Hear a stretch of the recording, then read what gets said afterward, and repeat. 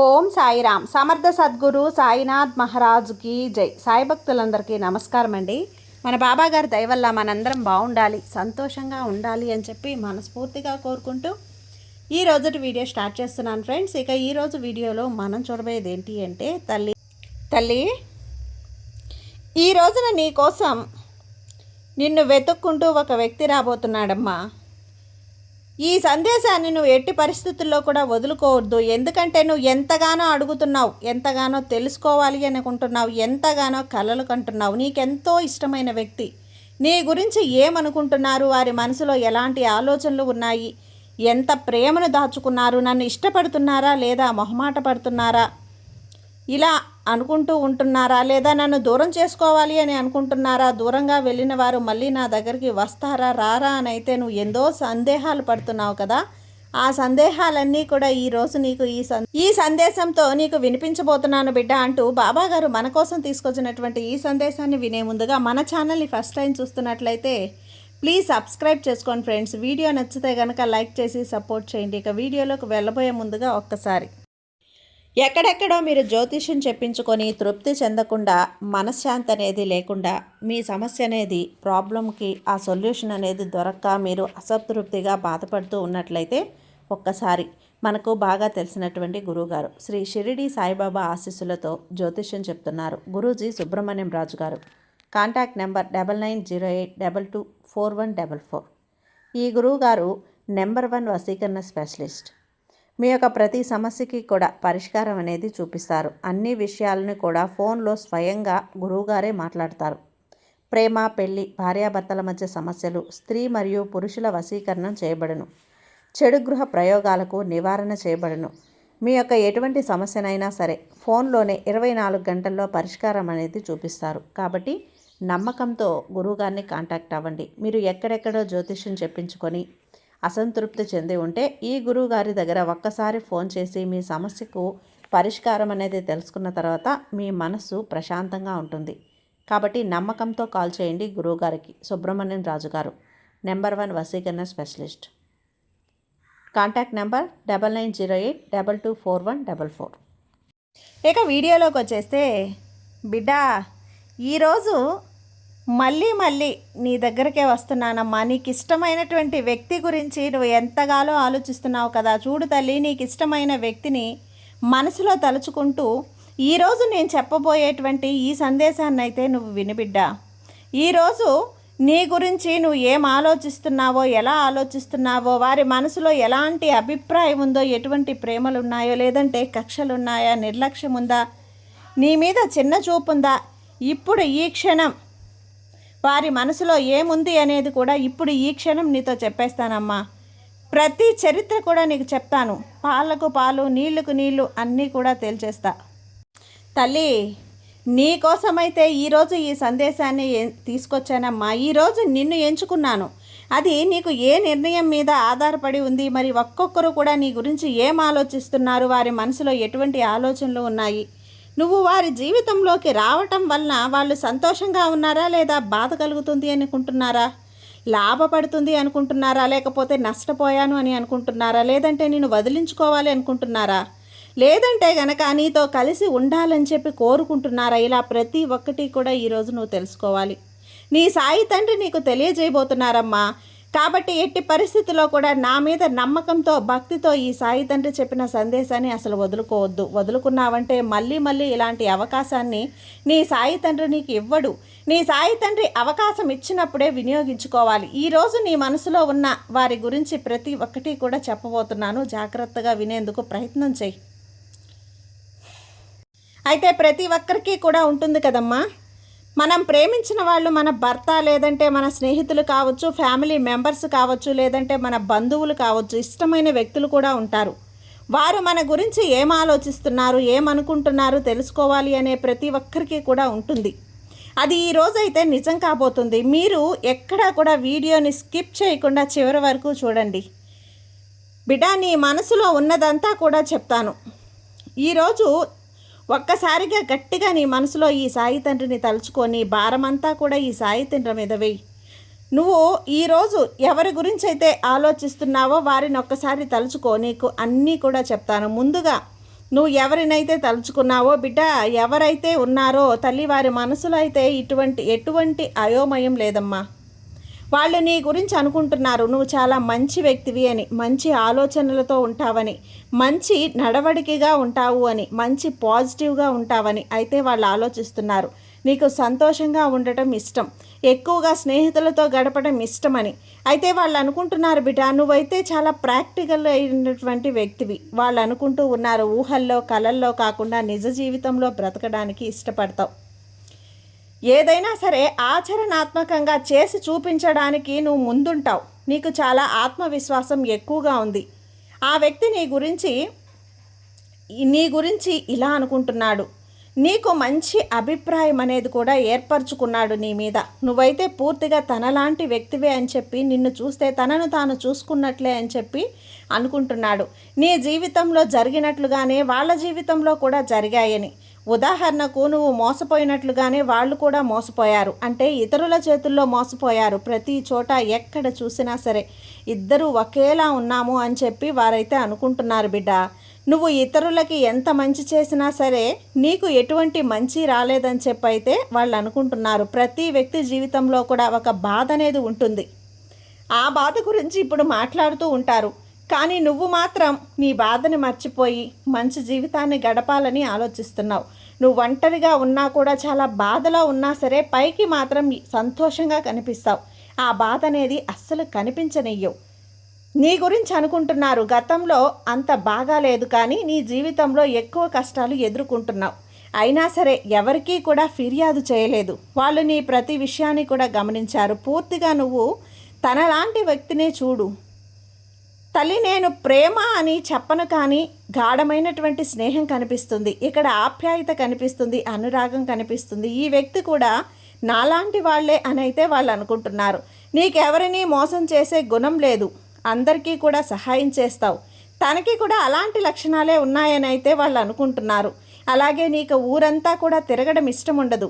వాళ్ళైతే అనుకుంటున్నారు తల్లి, కానీ పుణ్యతీర్థాలకి వెళ్ళటానికి ఇష్టపడతారు, ప్రశాంతంగా గడపడానికి ఇష్టపడతారు. వాళ్ళు అనుకుంటూ ఉన్నారు బిడ్డ, ఈ సమయంలో ఇప్పుడైతే నువ్వు ప్రేమకి ఎంత ప్రాధాన్యత ఇవ్వటం లేదమ్మా.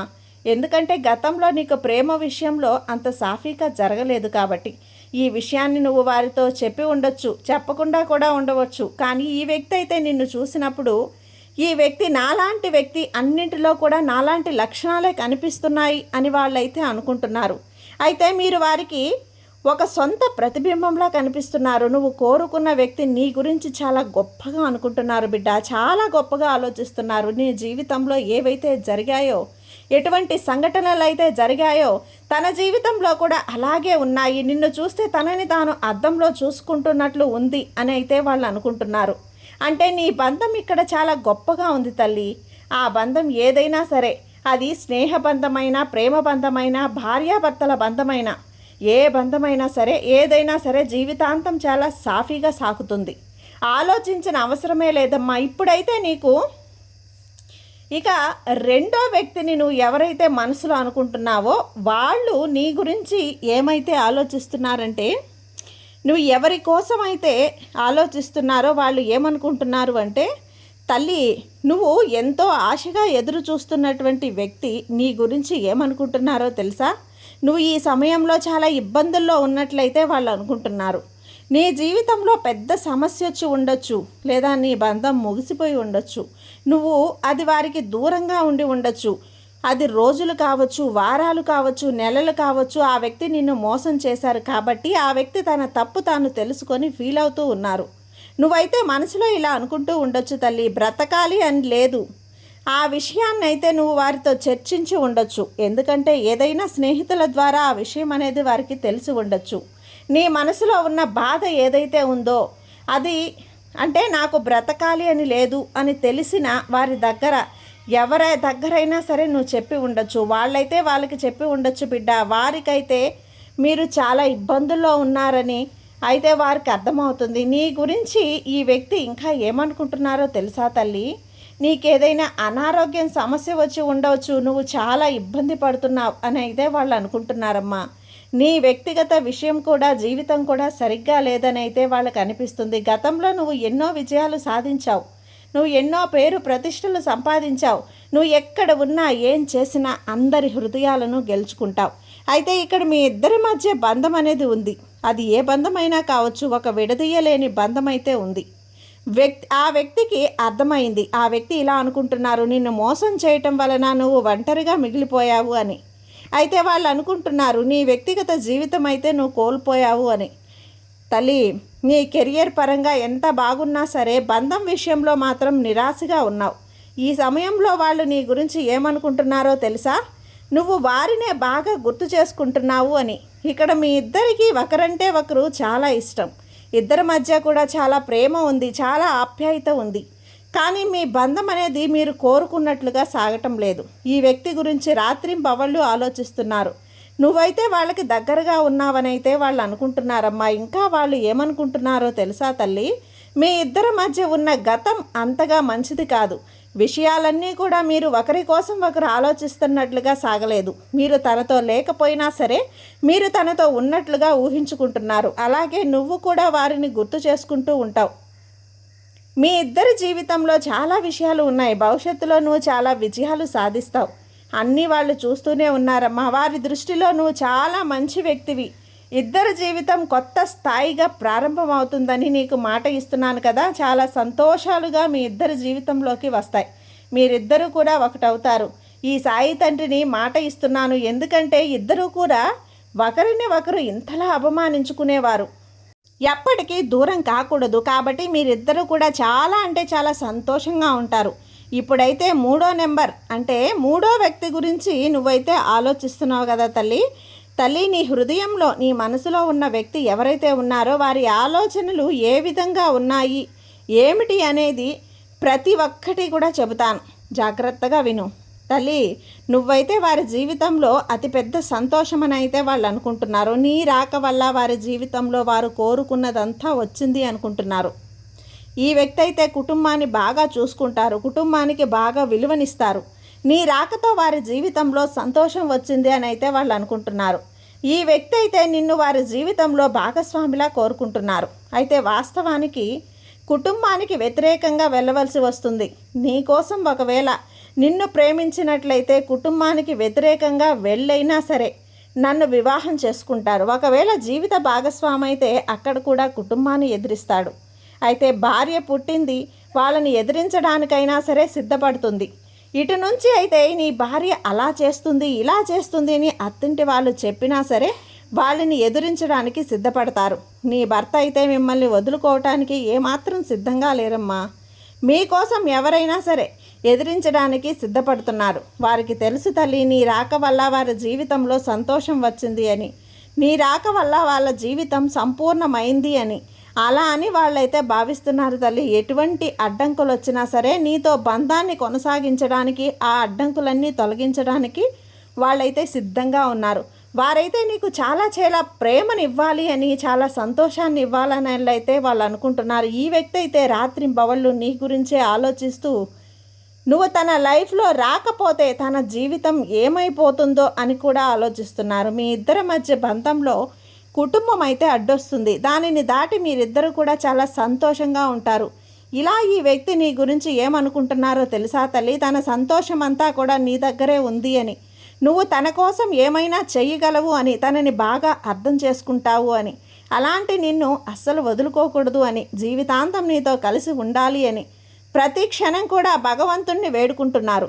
ఇక తోడు నీడగా ఉండాలి అని అయితే వాళ్ళు కోరుకుంటున్నారు బిడ్డ. రాత్రింబవళ్ళు నీ గురించి ఆలోచిస్తున్నారమ్మా. అలాగే ఇలా కూడా అనుకుంటున్నారు, ఈ వ్యక్తి నీ జీవితంలోకి రావటం వలన నేను కన్న కలలన్నీ కూడా నిజమయ్యాయి. నీ రాక వారి జీవితంలో వెలుగుని నింపుతుంది. నీ రాక వారి జీవితంలో ఒక శక్తినిస్తుంది. ఇంత అదృష్ట దేవతను నేను వదులుకోకూడదు అని అయితే వాళ్ళు గట్టిగా నమ్ముతున్నారు బిడ్డ. ఎలాగైనా సరే నీతో జీవితాన్ని ఆనందంగా సంతోషంగా గడపాలి అని, బంధాన్ని వివాహ బంధంగా మార్చుకోవాలి అని వాళ్ళైతే అనుకుంటున్నారు. నువ్వు ధైర్యంగా సంతోషంగా ఉండు. ఈ సాయి తండ్రి నీ వెనుకున్నానమ్మా. నువ్వు ఏ బంధాన్ని కోరుకున్నా సరే అది నీకు మంచిదిగా ఉండే బంధాన్ని నీకు దగ్గర చేస్తాను. ఈ సాయి తండ్రి నీకు తోడుగా ఉన్నంత వరకు నీకు భయం ఎందుకు బిడ్డ? ఈ సాయి ఎప్పుడు నీతోనే ఉంటాను, నీ వెంటే ఉంటాను, నీ మంచినే కోరుకుంటాను, నీకు మంచిదైతేనే నీకు దగ్గర చేస్తాను. నమ్మకంతో ఉండు, ధైర్యంగా ఉండు తల్లి. సర్వేజన సుఖినో భవంతు. జై సాయిరాం.